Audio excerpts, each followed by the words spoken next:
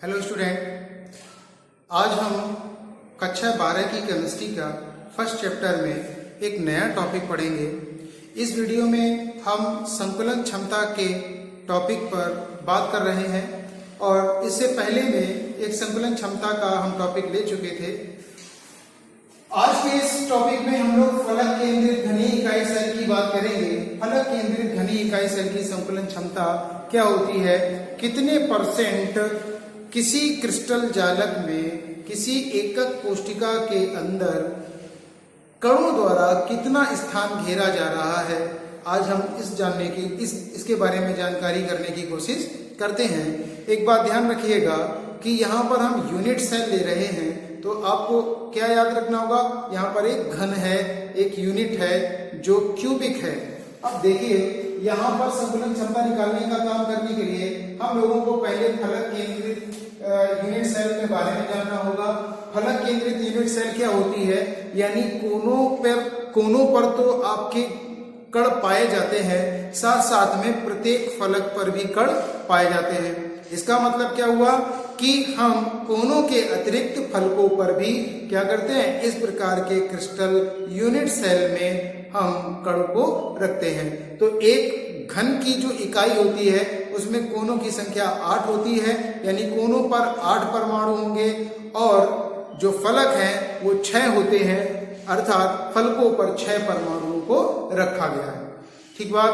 अब आगे देखो, इस 6 परमाणुओं को हम फलकों के आधार पर देखें तो इस प्रकार से हमें व्यवस्थित किया गया है। माने ये परमाणु और ये परमाणु कॉर्नर पर है, तो टोटल कितने हो गए, 8 परमाणु हो गए।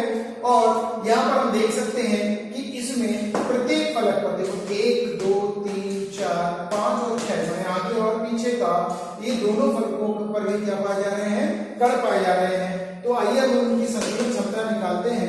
संकुलन क्षमता में हम किसी एक फलक की बात करते हैं। सपोज करो हमने इस फलक की बात की और इस फलक को उठा करके यहाँ पर रख दिया, तो ये फलक हमने पूरा नहीं आधा बनाया है, आप यहाँ समझ सकते हैं। सपोज करो हमने यहाँ से क्या किया, एक फलक निकाल दिया, तो ये आपका फलक है, थोड़ा तिरछा है ना, तो वैसे ही बनाने का प्रयास करेंगे। देखना जरा ध्यान से, ये रहा आपका वो फलक। और इस फलक में आप ध्यान से देखें तो यहां पर कण है, यहां पर कण है, यहां पर कण है, यहां पर कण है और एक कण यहां पर है। तो ऐसी स्थिति में हम क्या करें, अगर इसकी त्रिज्या के रूप में इसको ऐसे बांट दें तो आपको कितना फलक मिला, ये एक पूरे फलक की बात हो गई। तो हम यहां से क्या कर सकते हैं, इसकी कणों की संख्या निकालने का प्रयास करेंगे और उसके आयतन का निकालने का प्रयास करेंगे, ताकि हमें पता चल जाए कि कितना कणों द्वारा क्या स्थान घेरा गया है। तो हमको पता है कि यहाँ पर जो परमाणु व्यवस्थित है उसमें आप देख सकते हैं कि इस प्रकार के फलक में क्या देखने को मिला है, 3 परमाणु, 1 2 3 परमाणु सीधी रेखा में, और नीचे वाला परमाणु क्या कर रहा है, इसको टच कर रहा है। तो माने यहाँ पर जो एक कोने पर है और एक फलक पर है, ये दोनों परमाणु एक दूसरे को टच कर रहे हैं, पर ये वाला परमाणु, ये वाले परमाणु एक दूसरे को टच नहीं कर पा रहे। तो ऐसी स्थिति में देखिए हम क्या कर सकते हैं, तो हम सबसे पहले क्या निकालेंगे, एक फलक केंद्रित इकाई सेल में कुल कणों की संख्या कितनी है। जब हमें संख्या पता चलेगी तब उसमें उसका आयतन निकालने का प्रयास करेंगे कि कुल आयतन में कितने कण हैं। ठीक है, और कणों का आयतन निकालेंगे कि एक कण कितना आयतन घेरता है। तो यहाँ पर देखेंगे फलक केंद्रित इकाई सेल में कुल कणों की संख्या कितनी है, 8। मतलब क्या होता है, आपको ये पता है, एक बार ध्यान से देखना जरा, 8 के कोने होते हैं आपके, और एक कण द्वारा 1/8, माने कोई भी कण है, ये जो कण है वो एक कण केवल 1/8 भाग ही घेरता है उस इकाई सेल। तो हमने क्या कर दिया, उसका 1/8 कर दिया। और इसके बाद आपको ये पता है कि जो फलक लिए गए हैं, फलक कितने हैं आपके, देखो ध्यान से, फलक कितने हैं आपके, 6 फलक है। तो आपने क्या लिख दिया, 6 फलक। और फलकों पे जो उपस्थित हैं परमाणु वो पूरे के पूरे हैं। कितने हैं, पूरे के पूरे हैं। तो फलक पर कितने उपस्थित हैं परमाणु, तो जरा ध्यान से देखिएगा। आप देख सकते हैं यहां पर फलकों पर कितने परमाणु हैं, बोलो, 6 है ना। तो 6 कण क्या पूरे उपस्थित हैं, नहीं है। कैसे, ध्यान देना। सपोज करो कि ये आपका एक फलक है और इस फलक को हमने ऐसे लिख दिया, माने ये आपके सामने सीधा कर दिया। तो आधा कण कहां पर है, यहाँ पर, और आधा कण कहां पर है, यहाँ पर। ठीक है ना, ठीक बात समझ में है ना। तो किसी भी कण का, देखो किसी भी कण का आधा भाग फलक के अंदर होता है, बाकी आधा बाहर। माने ये जो वाला कण है उसका कंडीशन ये है, इस कंडीशन में तो आधा इकाई के अंदर और आधा इकाई के बाहर है। तो जो अंदर है उसी का तो हम लोग निकालेंगे। तो वही बात यहाँ कह रहे हैं। तो 6 गुणा इन 6 फलकों का 1/2। तो इसका मतलब इसका आएगा 1, यहां से क्या आ गया 1 कण, और यहां से कितने आ जाएंगे 3। तो टोटल कणों की संख्या कितनी है 4।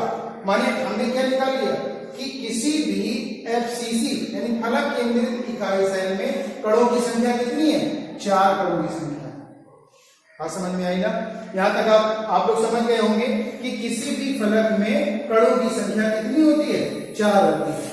कौन सी फलक की बात कर रहे हैं FCC, कोई भी फेस सेंटर्ड हो, FCC face centred unit cell में कणों की संख्या कितनी आती है 4 आती है।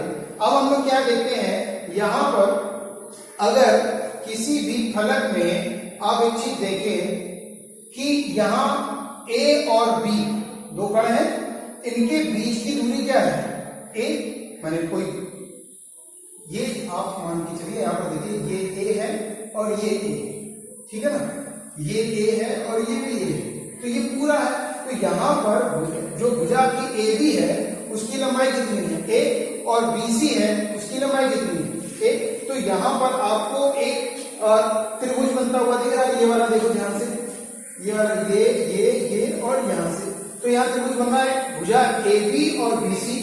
तो हमें क्या पता करना चाहिए, तो C कितना लंबा है, तो C कैसे जानेंगे। तो C के लिए जानने के लिए हम पहले क्या करते हैं, पहले क्या कर सकते हैं, कणों को ज्ञात कर सकते हैं। अब देखना जरा यहाँ पर, अब ये बात समझ में आई ना, A और B भुजा की लंबाई हो गई, B और C भुजा की लंबाई हो गई, और AC भुजा की लंबाई चाहिए। और दूसरी बात आप देख रहे हैं कि एक कण के बीच की दूरी जो है, यानी ये कण और ये कण, इसके बीच की दूरी कितने त्रिज्या है, इसकी त्रिज्या कितनी होगी R, और ये कण से यहाँ तक की दूरी R, और यहाँ से यहाँ तक की दूरी R, और यहाँ से यहाँ तक कितनी दूरी हो गई R। तो टोटल ये कितनी दूरी होगी यहाँ से, AC जो है वो किसके बराबर होगा 4R के बराबर। तो अब यहाँ पर देखिए जो एक कण का आयतन है, एक कण का आयतन है वो कितना होता है 4/3 πr³, ठीक है ना। और हमारे पास कणों की संख्या कितनी है 4, माने एक FCC में कुल कणों की संख्या 4 है। तो एक कण का होगा 4/3 πr³। तो हमने वही किया यहाँ पर कि एक कण का आयतन 4/3 πr³ है, तो हम 4 कणों का आयतन ज्ञात करेंगे। तो 4 कणों का आयतन क्या हो गया 4 गुणा 4/3 πr³। तो यहां से क्या निकाल लिया 16 πr³। क्या निकाल लिया हमने, इसका आयतन निकाल लिया। कितने कणों का 4 कणों का हमने आयतन निकाल लिया। अब हम लोग देखते हैं कि जो FCC कोने पर, माने जो फलक केंद्रित इकाई सेल है में जो कोने के कण हैं वो केंद्र पर उपस्थित गोलों को तो स्पर्श करते हैं, माने केंद्र में उपस्थित गोलों को तो स्पर्श करते हैं, किंतु परस्पर नहीं। माने ये जो केंद्र में उपस्थित है उनको तो स्पर्श कर रहा है, लेकिन बाकी ये एक दूसरे को स्पर्श नहीं कर रहे। माने केंद्र में है, माने ये वाला जो हमने जो होलो बनाया ना, ये छिद्र युक्त गोला है, इनमें क्या डिफरेंस है कि ये जो बीच वाला है वो इन तो तीनों से क्या कर रहा है टच कर रहा है। माने ये वाला जो गोला है, ये कण है, ये वाला कण इन सभी से क्या कर रहा है टच कर रहा है, लेकिन ये कण आपस में एक दूसरे को टच नहीं कर रहे हैं। अतः जो फलक का विकर्ण AC है, अतः जो फलक का विकर्ण AC है उसमें हम क्या निकाल सकते हैं कि इसकी लंबाई कितनी है। तो R से हमने माने कि गोलों की त्रिज्याओं के आधार पर हमने इसकी लंबाई निकाली, वो कितनी है 4R। अब हमको पता है हमारा त्रिभुज कौन सा, त्रिभुज ABC। ये त्रिभुज कौन सा है AB और C। तो ये जो ABC त्रिभुज है इसको हम यहाँ पर ध्यान रखेंगे A B और C, माने यहाँ पर ये। तो ये जो ABC त्रिभुज है आपका वो क्या बता सकता है, हम लोग AC निकाल सकते हैं यहाँ से, और AC निकाल लिया तो हमने क्या निकाला यहाँ 4R हमारी AC आ गई। अब देखो हमें पाइथागोरस प्रमेय पता है कि किसी भी त्रिभुज की जो विकर्ण होता है वह उसकी भुजाओं के वर्ग के वर्गमूल के बराबर होती है। तो यहाँ पर क्या AC बराबर अंडर रूट AB का स्क्वायर प्लस BC का स्क्वायर, या आप यूं भी कर सकते हैं, एक और होता है, इसी को लिख सकते हैं कि AC का स्क्वायर बराबर AB का स्क्वायर प्लस BC का स्क्वायर। तो हम क्या लिख सकते हैं, AC बराबर अंडर रूट AB का स्क्वायर प्लस BC का स्क्वायर। तो ये चीज होती है ना, तो वही चीज हमने लिखी है आपके सामने। क्या लिखा है कि AC बराबर AB का स्क्वायर प्लस BC का स्क्वायर। अब आपको पता है AB कितना दिया गया है, A, तो A स्क्वायर हो गया। BC कितना है, A, तो इसका भी स्क्वायर हो गया। अब इसको हम सॉल्व करेंगे तो आपका क्या जाएगा, A√2, और AC हमने कितना निकाल रखा है, देखो यहाँ पर AC जो हमने निकाल रखा है वो कितना है, 4R, तो 4R बराबर A√2, A बराबर क्या आ गया, 4R/√2। हमने इसको देख लें, 4R/√2 ये निकाल लिया। अब देखो ध्यान देने वाली बात क्या है, यहां से हमें जो प्राप्त हुआ है वो क्या आया है, A, यानी लंबाई आई है पूरी। अब आप देखिए इकाई सेल का कुल आयतन कितना है, A3, माने हमारे पास क्या है, इकाई सेल का कुल आयतन। तो इकाई सेल का कुल आयतन कितना होता है, A3, माने इकाई सेल है क्या, घन, और घन का कुल आयतन कितना होता है, A3। तो A3 बराबर क्या आप लिख सकते हैं, देखो A बराबर क्या था, 4R/√2। तो हमने क्या लिखा है यहाँ पर, 4R/√2 और उसका क्यूब। तो इसको सॉल्व करेंगे तो क्या आ जाएगा, 64R³/2√2। अब उसकी संकलन क्षमता निकालेंगे। तो संकलन क्षमता निकालने का सूत्र क्या होता है, इकाई सेल के कणों द्वारा घेरा गया आयतन बटे इकाई सेल का कुल आयतन इंटू 100, क्योंकि परसेंटेज निकालना हमें। तो हम जानते हैं कि इकाई सेल के कणों द्वारा जो आयतन घेरा जा रहा है वो कितना है। तो देखो जरा, इकाई सेल के कणों द्वारा जो आयतन घेरा जा रहा है वो हमने निकाला है कितना, 16/3 πr³। क्यों, क्योंकि हमारे पास कुल कणों की संख्या कितनी है, 4, और FCC इकाई सेल है। तो FCC इकाई सेल में हमने जो कणों की संख्या के द्वारा जो हमने आयतन निकाला है, जो आयतन जो घेरा गया है वो कितना है, 16/3 πr³। और इकाई सेल का कुल आयतन, तो इकाई सेल का कुल आयतन भी हम लोगों ने निकाल लिया है, वो क्या है हमारे पास 64R³/2√2। तो हमने इसको क्या किया, यहाँ पर अप्लाई कर दिया, इंटू में 100 कर दिया। तो इसको जब सॉल्व करोगे तो क्या आ जाएगा, देखो ध्यान से, R³ से R³ कैंसिल हो जाएगा, ठीक है ना। और ये आपका क्या है, 64 है, तो 64 को आप काट सकते हैं, 16 चौको 64, या पहले ऐसे लिख लो। तो हमने काट दिया इसको, 16 चौको 64, 4 बार गया, 4 दिया 12, और इसका भाग देंगे। तो कुल मिलाकर के जब हम इसको सॉल्व करेंगे तो हमारी जो संकलन क्षमता आई है वो क्या आएगी, 74%, 74%, ठीक है ना। ध्यान रखना है इस चीज का। आप थोड़ा बहुत कैलकुलेशन घर पे कर लेना। 64 हमने पूरा लिख दिया है, अब इतना तो आप लोगों को करना ही होगा, ठीक है ना। तो ये क्या हो गया, संकलन क्षमता कितनी हो गई, 74%। अर्थात इसका मतलब क्या निकलता है, इसका मतलब है कि एक फलक केंद्रित इकाई सेल में कणों द्वारा जो आयतन घेरा जा रहा है वो कितना है, 74%। माने इकाई सेल में जो कण है टोटल, वो सभी कण, 4 कण है ना, और सभी कण उस इकाई सेल में पूरे इकाई सेल का 74% क्या कर रहे हैं, घेर रहे हैं, ठीक है ना, जो कणों ने घेरा है। तो रिक्त कितना बचता है, वो कुल रिक्त का 26% बचता है। मीन्स अगर हम 74% हमारा कणों द्वारा घेरा जा रहा है और 26% हमारा रिक्त बच रहा है, तो ये क्या टोटल बन जाएगा ना आपका। तो टोटल 100% में 26% रिक्त स्थान है और 74% आपका कणों द्वारा स्थान घेरा जा रहा है। और यही फलक केंद्रित इकाई सेल की संकुलन क्षमता कहलाती है। एक बार इसको आप सभी लोग नोट कर लेना और समझ लेना इस बात का।